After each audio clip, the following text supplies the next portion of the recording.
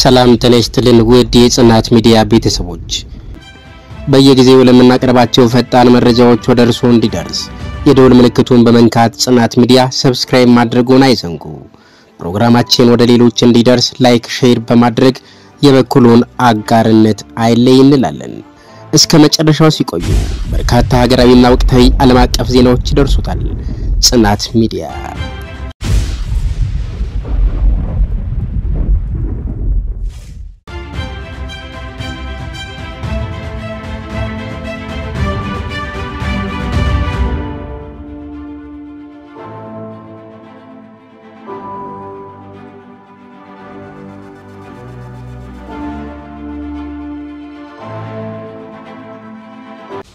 ሰላም ጤና ይስጥልኝ አድማጭ ተመልካቾቻችን የጽናት ሚዲያ ቤተሰቦች እንደምን ቆያችሁ እንደምን አረፈዳችሁ እኔ በጣም ሰላም ነኝ የጽናት ሚዲያ ቤተሰቦች እንግዲህ የመጨረሻ ፕሮግራም ካስተላለፍኩ በኋላ ሞስት 2 ሳምንት አካባቢ ጠፍቻለሁ አሁን ለመጀመሪያ ከ2 ሳምንት በኋላ መምጣቴ ነው እንግዲህ የጠፋውበት ምክንያት ከዚህ በፊት በተወሰነ መልኩ ገልጫለሁ ምን ነው ጠፋ ያላችሁ በስልክም በተለያየ መልኩ ሐሳባችሁን የገለጻችሁልኝ የደውላችሁልኝ እንደዚሁም ፕሮግራም ከሰራው በኋላ የመጨረሻው ፕሮግራም ብዙዎቹ አዝነው በጣም ከልብ አዝነው አንዳንድ እህቶቼ እንደው የበለጠ ስሜታቸውን በጣም በመረዳበት መልኩ ነው የገለጹልኝ በጣም ነው ማመሰግነው ለኔ ጨነቃችሁ ይደውላችሁ እንደዚሁም አይዞ ከጎንነን ብላችሁ በሐሳብም በገንዘብም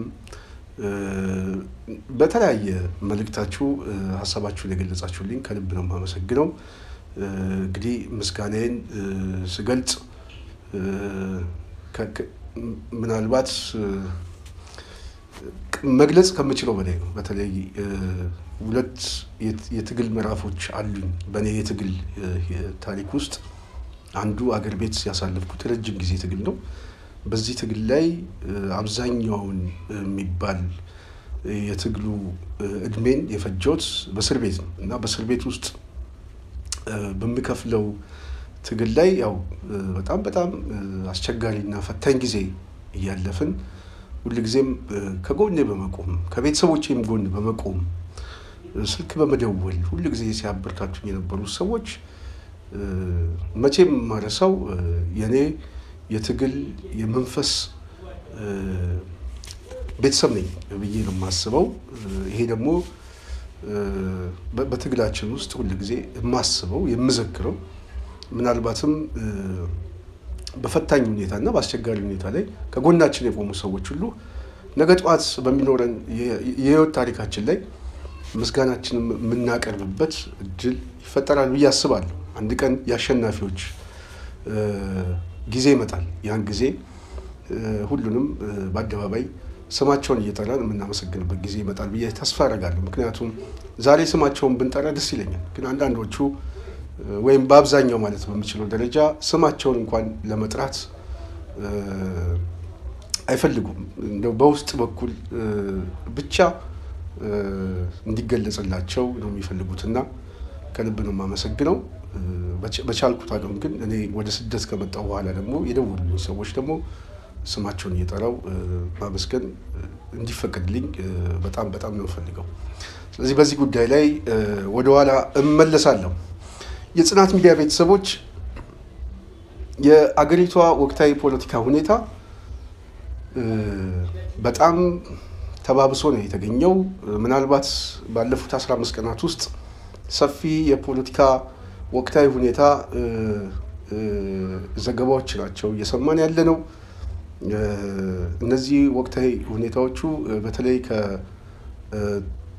እንግዲህ አማራ ክልል ላይ ካለው ትግል ጋር በተያያዘ የብልጽግና የኃይል አሰላለፍ እየተዛባ ሲመጣ እየተሸነፈ ሲመጣ ሁለት አማራጭ ነው የወሰደው አንደኛው አማራጭ የትኩረት አቅጣጫ የሚያዛባ የአሰብ ጦርነት ልንጀምር ነው ከግድቡ ወደ ወደቡ የሚል ቅስቀሳ ጀመረው ሁለተኛ ግን በስፋት ያለው ሰራዊት ደግሞ ወደ አማራ ክልል ማስገባት ነው ስለዚህ በአንድ በኩል የገባው ሰራዊት ሙሉ ለሙሉ በሚባል ደረጃ በተለይ ኦሮሚያ ላይ ያለ ልዩ ኃይል በሙሉ የገባው በትክክለኛ ስሙ ገዳ ኮማንዶ የሚባለው ልዩ ኃይል በቀጥታ አማራ ክልል ውስጥ እንዲገባ ነው የተደረገው። ሁለተኛው ይሄ የገባው ሰራዊት ከዚህ በፊት በጦርነት ውስጥ የነበረ በተለይ ከምርኮኛ አያያዝ እንደዚሁም ይሄ ዓለም አቀፍ የሆነ ስታንዳርዱን የጠበቀ ኮንቬንሽናል የሆነ ውጊያ የሚያደርግ ሰራዊት አይደለም የገባው ሰራዊት ከፍተኛ የሆነ የጥላቻ ትርክት ውስጥ ያደገ እና በጣም የበቀለኝነት ስሜት ያለው ኃይል ነው የገባው። ይሄ የገባው ኃይል በጣም በሚያስደነግጥ ሁኔታ ትልቅ የሆነ መነጋገሪያ የሆነ ዜና ተሰምቷል። ይሄም በማንኩሳ ላይ በተለይ በአለም ዋሴ የምትባል ታዳጊ እድሜዋ ራሱ ገና እንደው በዚህ ትግል ውስጥ እንኳን ገብታ የነጻነት ትግል ውስጥ ለምታረግበት እድሜ አይደለም፣ ግን የአማራ ህዝብ ያለበት ሁኔታ አሳስቧት በሷ እድሜ ደረጃ በዛሽ ታዳጊ ደረጃ ያለውን አስተሳሰብ ስመለከተው እና የነ ተመስገን አስተሳሰብ የነ አረጋ ከበደን አስተሳሰብ የነ አገኘው ተሻገር አስተሳሰብን ስመለከተው እጅግ በጣም ያስቆጫል። ወገኖቼ በጣም ያለንበትን ሁኔታ የሚገልጽ ነው። ምን አይነት የፖለቲካ ያስተሳሰብ አድማስ ላይ አማራው እንዳለ በአለም ዋሴ ያሳየች ነች። ግን በዛ እድሜዋ ውስጥ ደግሞ ምን ከፈለች? ትልቅ የሆነ ምናልባትም በአማራ ትግል ውስጥ ብቻ ሳይሆን በአማራ ህዝብ ታሪክ ውስጥ የሰማዕታት ታሪክ ሲታሰብ የትግሉ ታሪክ ሲታሰብ ሁሉ ጊዜ የምትነሳ ምሳሌ የምትሆን አማራ ምናልባት ያለፈበት የ50 ዓመት ታሪኩን ሲጽፍ ከፊት እንደ መግቢያ ሊጠቀማት የሚችለው በአለም ዋሴ ታሪክ ተፈጽሞባታል። ይሄ ታሪክ የተፈጸመው አካሏ ላይ ነው፣ በድኗ ላይ ነው የተፈጸመው። ይሄ የተፈጸመው በደል ደግሞ ከሞቷ አሟሟቷ የሚያሳዝን የሚያስቆጭ ነገን የበለጠ እንድናይ የሚያደርግ አሁን ካለንበት ውጥንቅጥ ውስጥ ልንወጣ ካልቻልን እንደ ህዝብ የመጥፋት አደጋ እንዳለብን አካሏ ላይ ተጽፏል። ታሪክ ነው የተጻፈው፣ ሰውነቷ ላይ ነው የተጻፈው። ይሄ ታሪክ የተጻፈው የበቀል ታሪክ ነው። ይሄ የበቀል ታሪክ የተጻፈው ያኖሌ ታሪክ ነው። ያኖሌ የጡት ቆረጣ ታሪክ።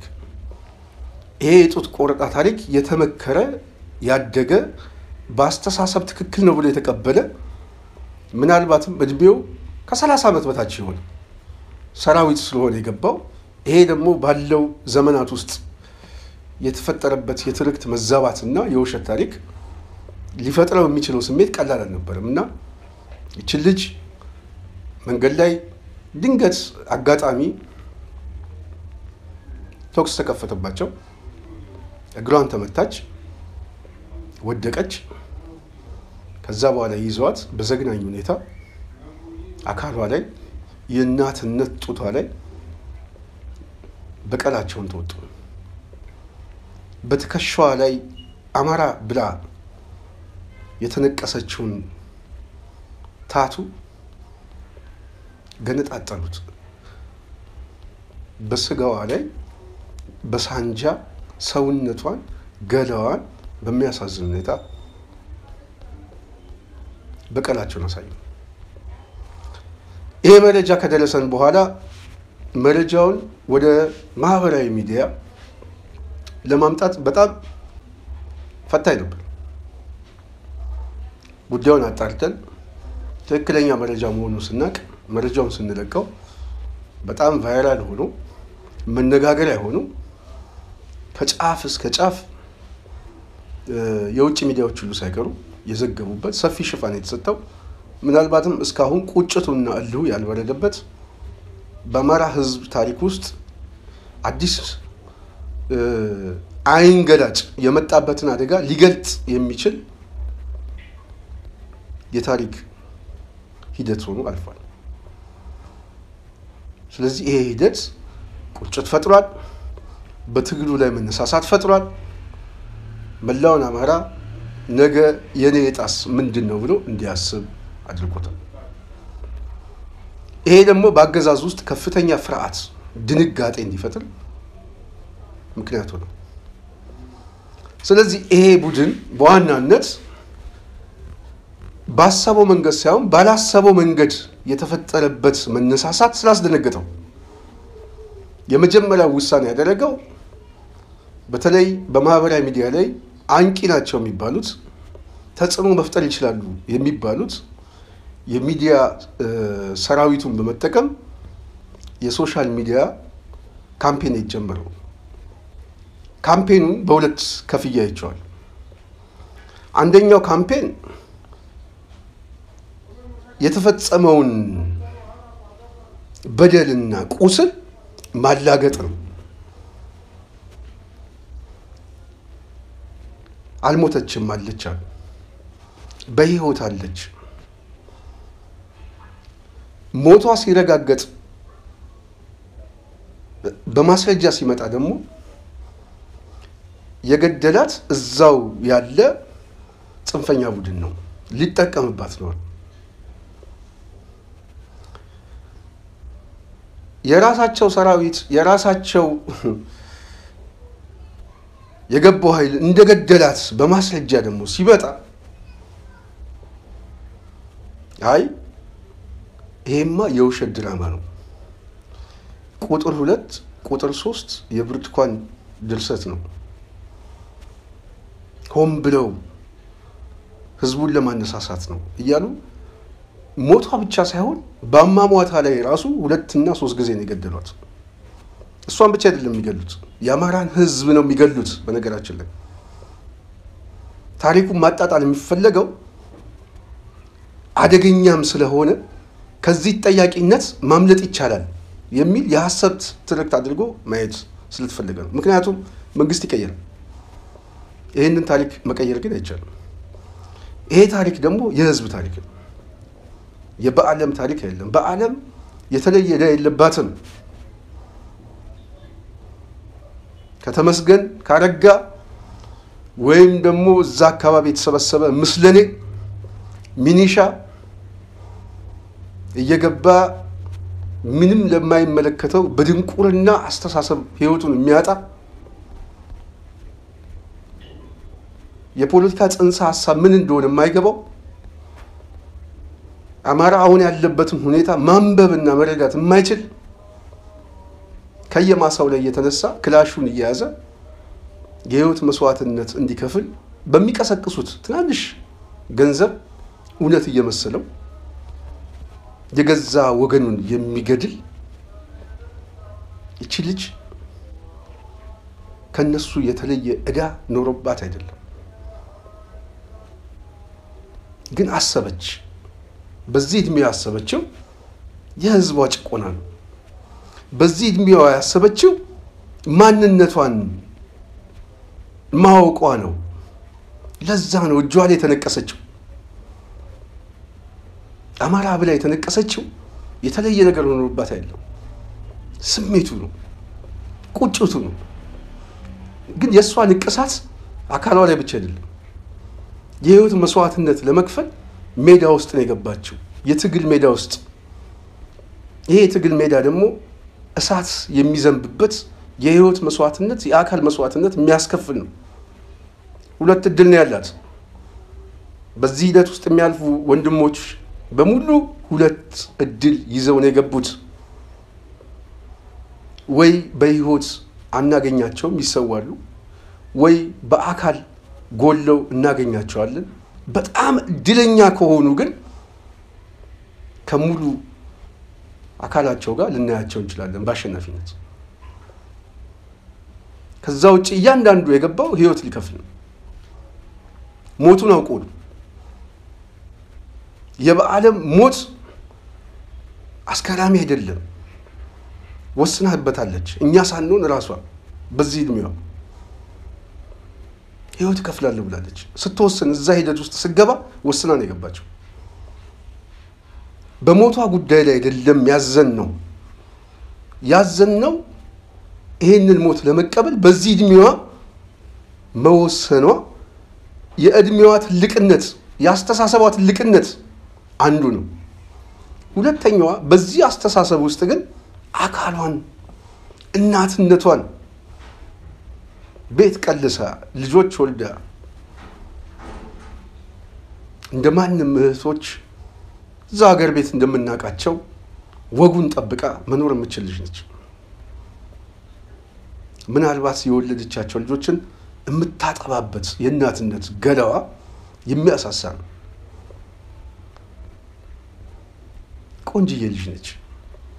ሕፃንም ነች፣ ታዳጊም ነች።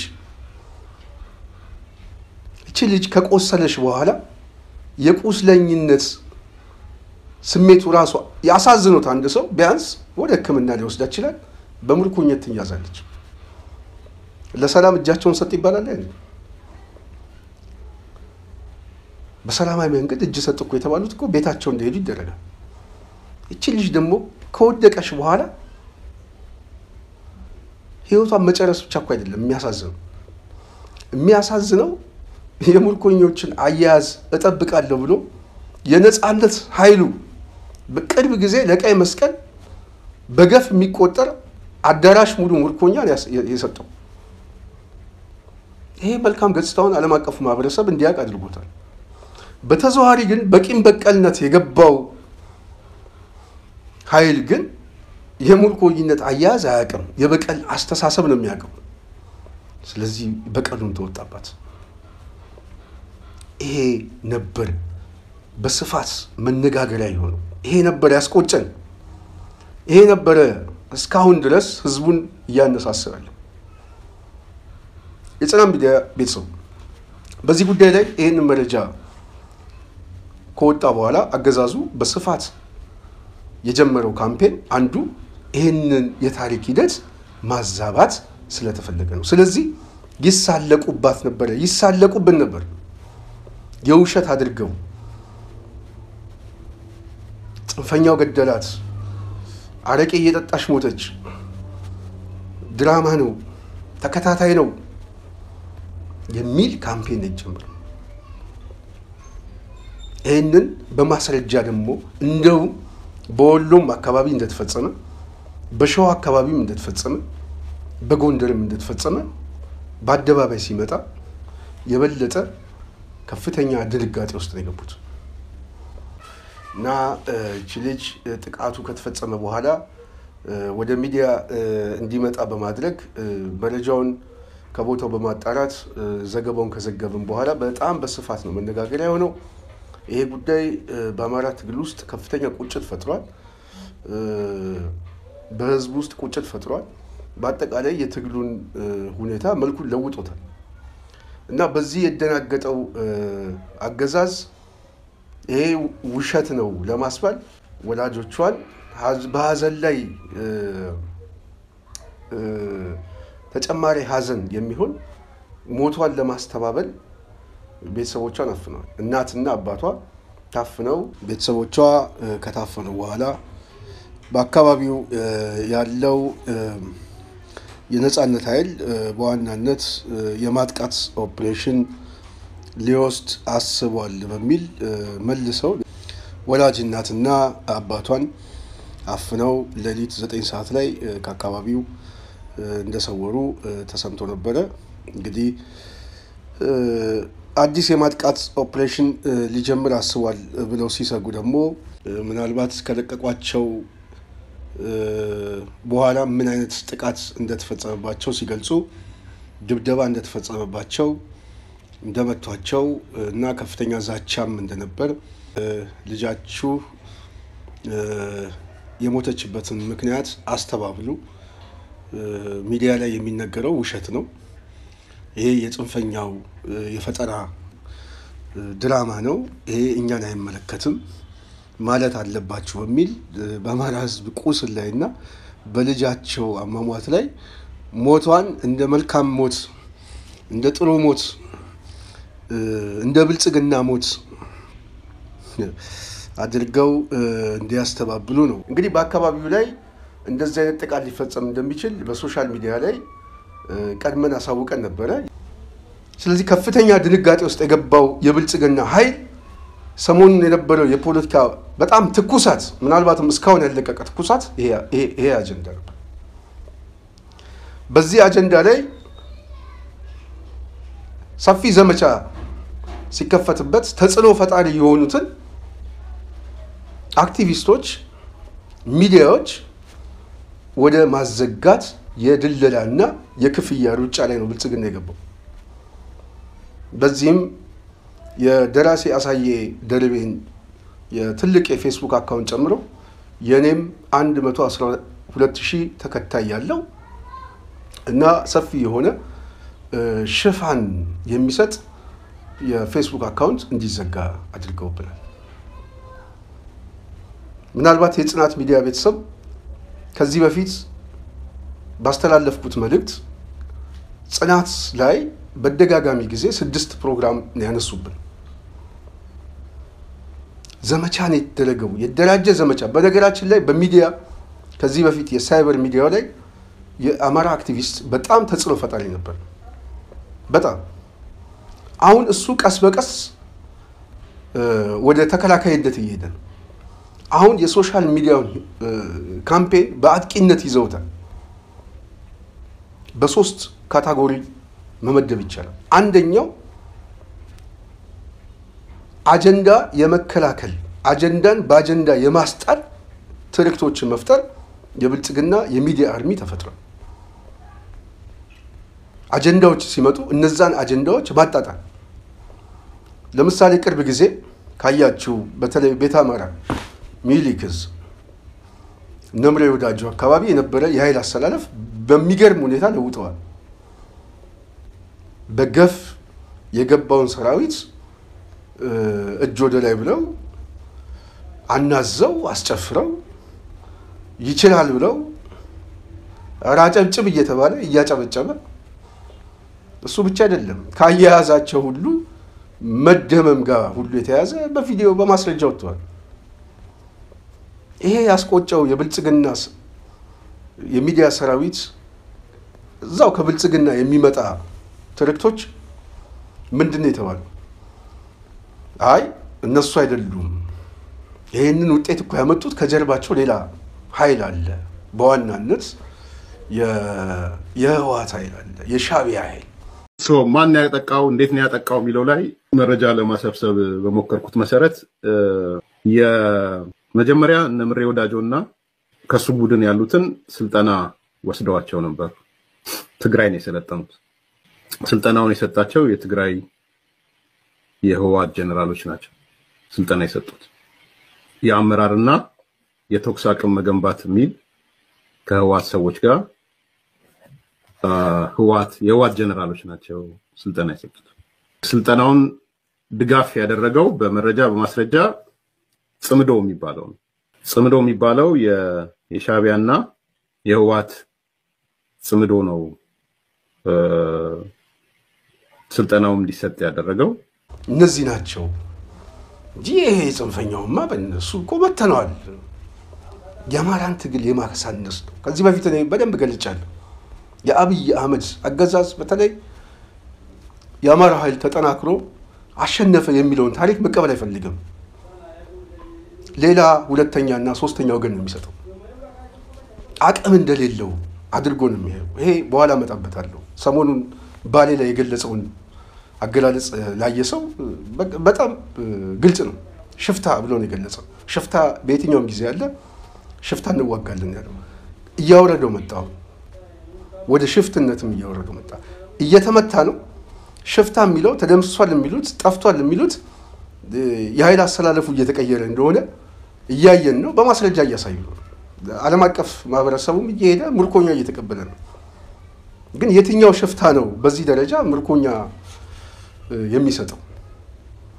ግን እዚህ ላይ የነጻነት ኃይሉ አንድ የማህዘን ንግግር ተናግሯል። ምንድነው ያለው? እዛ ላይ ለሰራዊቱ ለተያዘው ለምርኮኛው ሲገልጹ እኛ እንደናንተ እናት አሉን። እናቶቻችሁ ልጄ ይጦረኛል ልጄ ነገ ጠዋት ይክሰኛል ብላ የምታስብ እናት እናስባለን።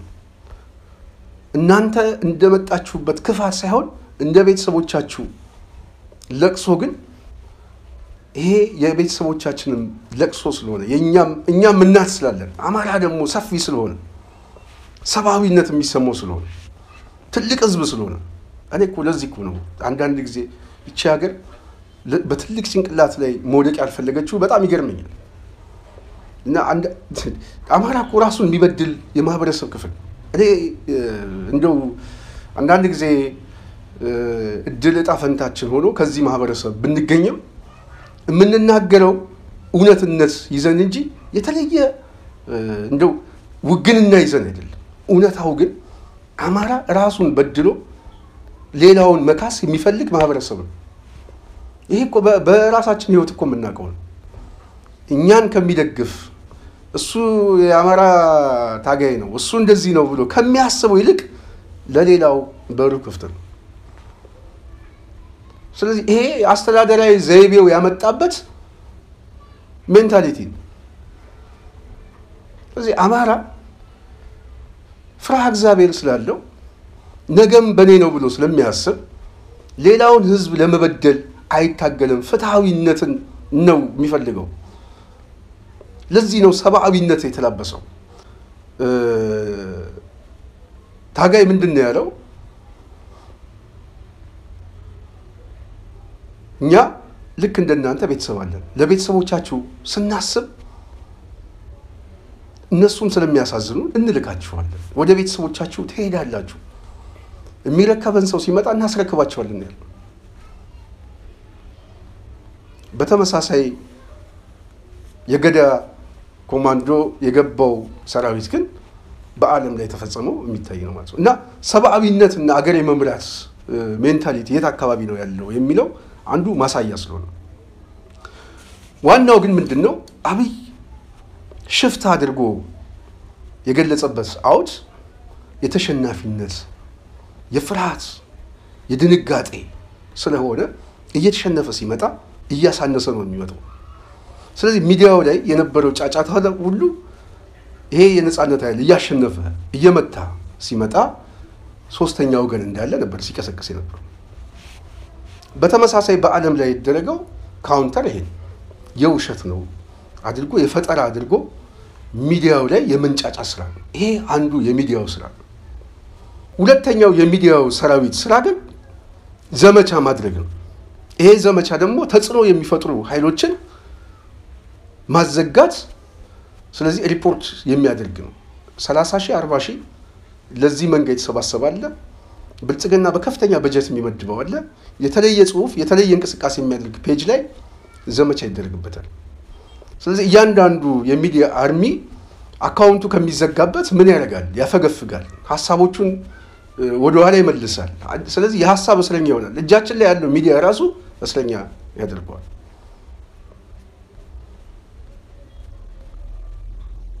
ሶስተኛው ግን አጥቂነት ነው። ቀደም ያልኳችሁ ተከላካይ አለ፣ አጀንዳን በአጀንዳ የሚያስጥል ሚዲያ ለማዘጋት የሚዲያ ሰራዊት አለ። ሶስተኛው ሚዲያው ላይ ደግሞ የአጥቂነት ሚና የሚጫወት ነው። ጃዊሳው ተደመሰሰ፣ ወደቀ፣ እጅ ሰጠ፣ ምናምን አበቃለት፣ ተሸነፈ የሚል አንዱ የትግሉን የሚበትን የኮንስፓይረሲ ስራ የሚሰራ የስልክ ምናምን ይሄ ኢንሳ የደህንነት መስሪያ ቤቱ የሚሰጣቸውን የተቆራረጠ ማስረጃዎች ቴሌ አጠቃላይ እኮ ነው እኮ በቃ ብልጽግና የሚባል ቡድን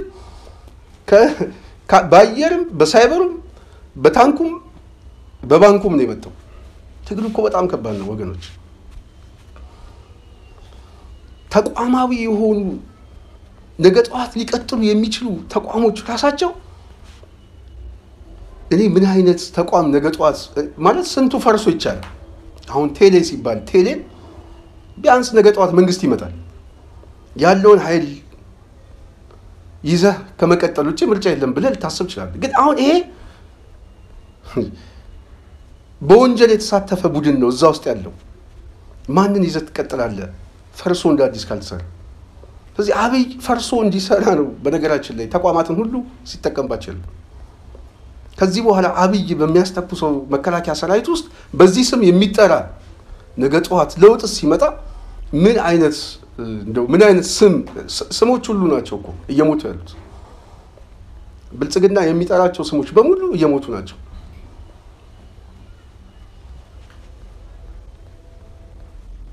እና አብይ የሚናገራቸው ንግግሮች ሁሉ እንደ ተቋም እንደ ሀገር እሱ የሚጠራት ደሴት እሱ የሚጠራት ኢትዮጵያዊነት ወደ ብልጽግና እየሄድን ነው የሚለው የአብይ ብልጽግና ምንድን ነው የሚለው የበዓለም ታሪክ ማለት ነው እሱን ይዘን እንሄዳለን ያለው የባሌ ጫካ ላይ የተናገረው ይሄ ነው ከሽፍታው ጋር በአንድ እጃችን እንዋጋለን በሌላ በኩል ብልጽግናችን እናስቀጥላለን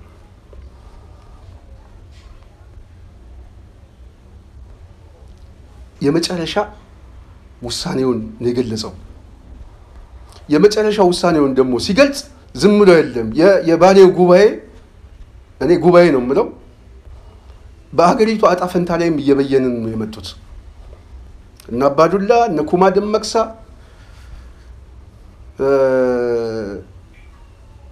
የተሰባሰቡበት ቡድን እነ ጻድቃን የተሰባሰቡበት ቡድን በጣም የሚገርም ነው ጻድቃን አንዳንድ ጊዜ የፖለቲካ አድርባይነት በዚህ ደረጃ ይሄ ሰውዬ እንደዚህ ሆኖ ማየቴ በጣም እኔ ያስቀኛል በ3 ቀን አዲስ አበባ ልንገባ ነው ጨርሰናል ምናምን ብሎ የዛሬ 2 እና 3 አመታት ለቢቢሲ ለዓለም አቀፍ ሚዲያዎች ሰፊ ትንተና ሲሰጥ የነበረ የሰራዊት አዋጊ አሁን በአብይ ችቦ ቁጭ ብሎ ምድጃ እየሞቀ በዛ ምድጃ ውስጥ እንደው እርሱ የፈጠሯት ባሌ እኔም ማላቃት እኛ ስልጣን ላይ በነበርንበት ሰዓት ይሄን አለማወቃችን በጣም ያሳዝናል የብልጽግናውት መንግስት ሺህ ዓመት ይንገስ እያለ በዛ እድሜው እንደዚህ አይነት አድርባይ ሆኖ ሼም በቃ አንዳንድ ጊዜ የኢትዮጵያ ፖለቲካ በዚህ ደረጃ መሆኑ ደግሞ የበለጠ በጣም የሚያሳዝንና ተስፋ የሚያስቆርጥ ይሄ ሁሉ ይታለፋል ብዬ ተስፋ አደርጋለሁ ግን በዛ የባሌ ስብሰባ ላይ አብይ አህመድ ዋነኛው ሊያስተላልፍበት የፈለገው ምክንያት ሁለት ነው የሰላም ጉዳይ በጀመርነው የግጭት መንገድ እንሄዳለን ስለዚህ እኛ ሰላማችን የምናጸናው ይሄ ነው ሁለተኛ ሰላማችን የባሌ ጫካ እየመጣን ምድጃ ላይ ቁጭ ብለን እየሞቀን እንደዚህ አይነት ወግ እያወጋን እንሄዳለን የሚሞተው ህዝብ ይሞት የኛ ሰላም ግን ቀጣይነት አለው የሚል ነው ስለዚህ አብይ በቀጣይ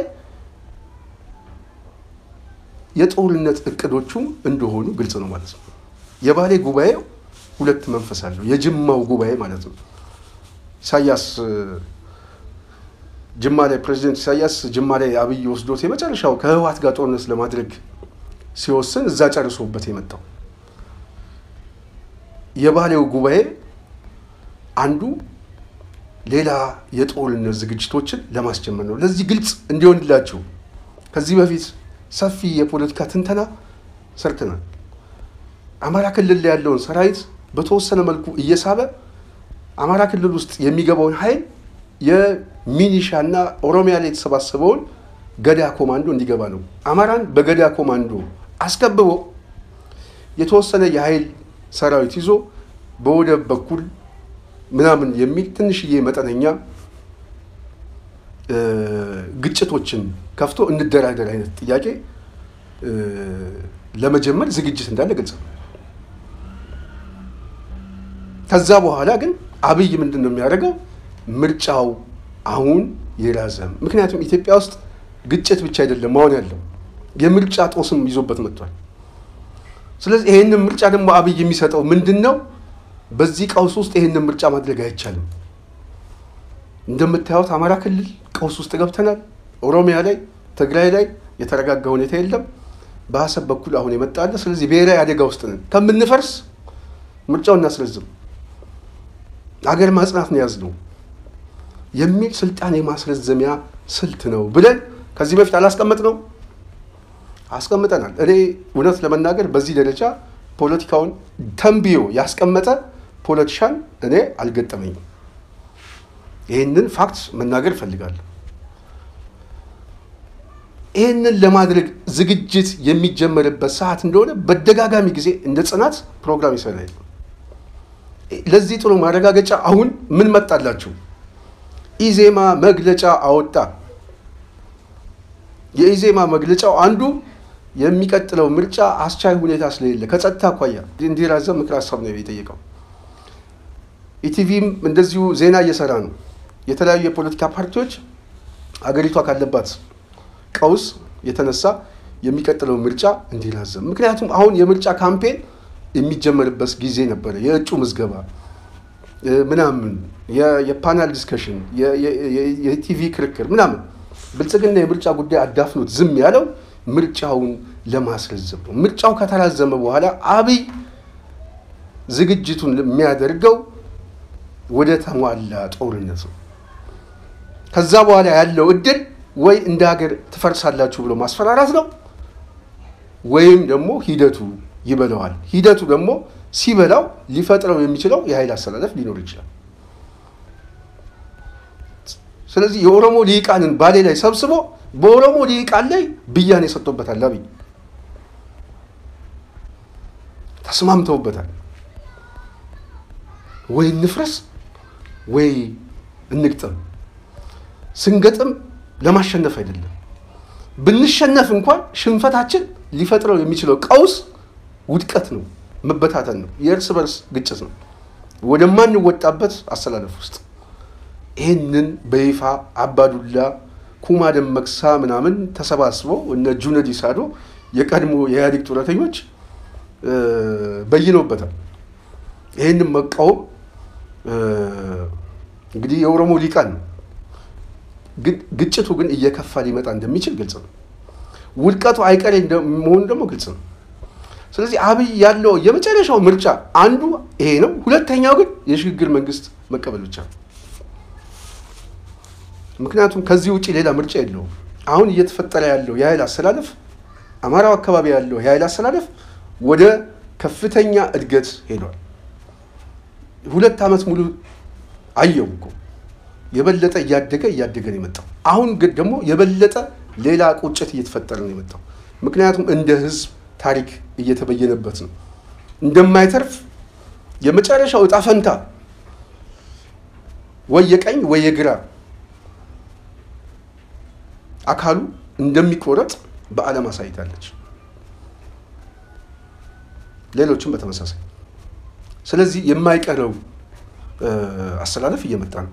አሸናፊው የግድ ይበየን የማይቀር ጉዳይ ነው። ሲበየን ግን ከውድቀት በኋላ አብይ ይዟቸው የሚወድቁ የአብይ ምዕመናኖች መግቢያቸው የት እንደሆነ በኢትዮጵያ ፖለቲካ ላይ እናየዋለን።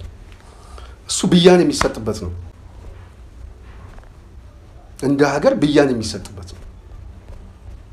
ምክንያቱም አሁን አብዛኛው ህዝብ አማራው እየተፈጸመበት ያለው የትውልድ ጥፋትን አደባባይ ላይ ወጥቶ የሚቃወመው እንኳን በጣም ትንሽ ነው። በእኔ ላይ እስካልደረሰ ድረስ ምን አገባኝ የሚለው ቀላል አይደለም። እሱ ብቻ አይደለም፣ የብልጽግና ተደማሪ ሆኖ የሚሳለቀው ቀላል አይደለም። ስለዚህ እዚሁ ላይ ብያን ይሰጣል። በዚህ ምክንያት ቅድም ያልኳችሁ የጽናት ሚዲያ ቤተሰብ አብይ አንዱ ሁለት አቅጣጫ ይዞ ነው የባሌ ጫካ ውስጥ የተገኘው። የሰላም ጉዳይ እናጸናለን የሚለው አብይ የሰላም መንገድ የግጭት መንገድ ነው። የአማራ የነጻነት ኃይሎችን ደግሞ አሳንሶ ወደ ሽፍትነት ነው የወሰደው። ስለዚህ እስከ መጨረሻው ድረስ የዚህ ሰውዬ አስተሳሰብ ምን እንደሆነ በግልጽ የታየበት ነው። በቀጣይ ያለውን አሰላለፍ የበየኑበት ነው። ስለዚህ የጅማው ጉባኤ በባሌ ጉባኤ እየመጣ ነው። ስለዚህ በሚቀጥለው ደግሞ ምርጫውን ለማስረዘም ሂደት ውስጥ ናቸው። ምርጫ ማድረግ እንኳን የማይቻልበት ሁኔታ ነው ያለው ከተባለ ምርጫ ማድረግ ካልተቻለ 2012 ላይ ያስረዘመውን 2018 ማስረዘም አይቻልም። እሱ ራሱ የሚፈጥረው አደገኛ ጉዳይ ነው። ማድረግ የማይቻል ከሆነ ማስረዘም የማይቻል ከሆነ የሚቻለው ሁሉን አቀፍ የሽግግር ስርዓት መፍጠር ነው። ይሄንን ተጽዕኖ የማይፈጥር ሊቃን ነገ ጠዋት በፍርስራሹ ላይ ምናልባት እኖራለሁ ብሎ የሚያስብ ሰው ካለ በጣም የዋሃን በጣም የዋሃን። ስለዚህ ነገ ጧት ሊመጣበት የሚችለው ሰደድ እሳት በእያንዳንዱ ቤት በእያንዳንዱ ሰው በተለይ ደግሞ በብልጽግና ደሴት ላይ በዛ ዙሪያ ውስጥ የተሰባሰበው ላይ እኔ እሳቱ ምናልባትም የገሃነም እሳት ሊሆን ይችላል ብዬ አስባለሁ። የገሃነም እሳት ይህንን ማወቅ ግልጽ ነው ብዬ አስባለሁ። ስለዚህ የጽናት ሚዲያ ቤተሰብ ዛሬ በተወሰነ መልኩ ወደ እናንተ ልመጣ የፈለግኩት አንዱ በኢትዮጵያ ውስጥ ያለው የፖለቲካ የኃይል አስተላለፍ በጣም እየተቀየረ ነው የመጣው። ከዚህ በፊት ጽናት ሚዲያ ደግሞ የበየነችው አብይ ምን ሊያደርግ እንደሚችል ሐሳቡ ምን እንደሆነ ከስልጣን ፍላጎቱ የውስጥ አስተላለፉ ለማዛባት የሚፈልጋቸው ነገሮች ምንድናቸው የሚል በተለይ ከምርጫ ጋር በተያያዘ ምናምን በስፋት ሄደንበታል። የስልጣኑ ጉዳይ ብቻ ነው የሚያስበው። ስለዚህ የአብይ ሰላም የአብይን ስልጣን ማስጠበቅ ነው። ሌላው ህዝብ ደግሞ ሰላሜ በእጄና በኔ ብያኔ ላይ እወስናለሁ ብለው ህይወት እየከፈለ ነው።